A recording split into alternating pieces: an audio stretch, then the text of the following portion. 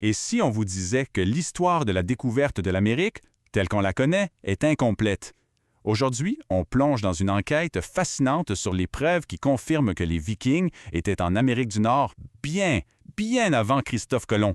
C'est la question qui est au cœur de tout ça. Et c'est fou de penser que la réponse se trouve dans de simples objets en métal. Accrochez-vous, parce qu'on va voir comment de la petite ferraille a permis de résoudre un des plus grands mystères de l'histoire de l'exploration. Alors, notre histoire nous amène à L'Anse-aux-Médozes à Terre-Neuve. C'est là que des archéologues ont trouvé des artefacts qui, à première vue, n'avaient l'air de rien. Mais ces petits objets allaient carrément tout changer. Quand on regarde ça, honnêtement, on pourrait se dire que c'est juste de la vieille scrap. Des clous, des rivets, des résidus de métal. Mais le truc, c'est que la seule présence de ces objets à cet endroit et à cette époque, c'était une anomalie totale.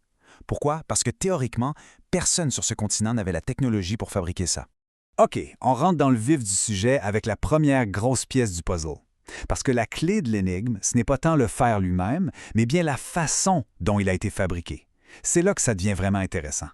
On parle ici d'un véritable fossé technologique. D'un côté, on a les peuples autochtones locaux qui étaient des maîtres pour travailler la pierre, l'os, le bois, des artisans incroyables. Et de l'autre, on a cette technologie complètement étrangère, la métallurgie du fer. La conclusion, elle est pas mal évidente. Ce savoir-faire ne venait pas d'ici. Et ce n'est pas n'importe quelle technique, c'est un procédé bien spécifique et plutôt avancé pour l'époque. Ça veut dire que les Vikings n'ont pas seulement amené des clous dans leur poche. Non, ils ont amené tout le savoir-faire pour en fabriquer sur place, en utilisant les ressources qu'ils trouvaient, comme le minerai dans les tourbières.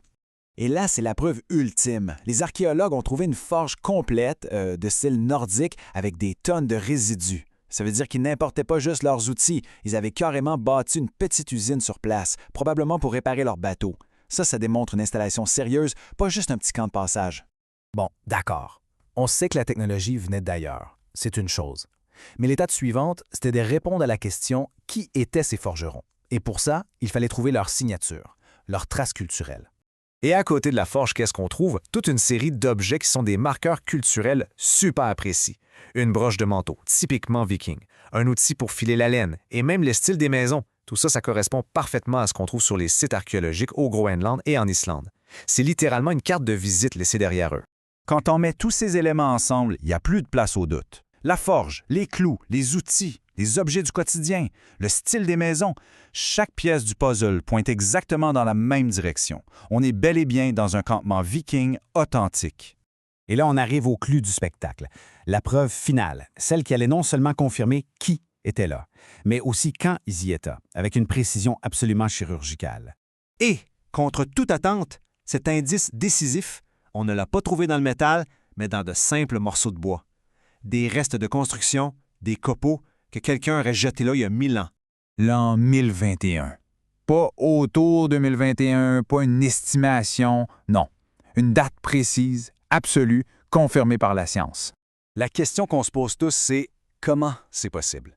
Comment un simple bout de bois peut nous donner une date aussi parfaite un millénaire plus tard? Eh bien, la réponse, c'est une chaîne de déduction logique qui est juste implacable.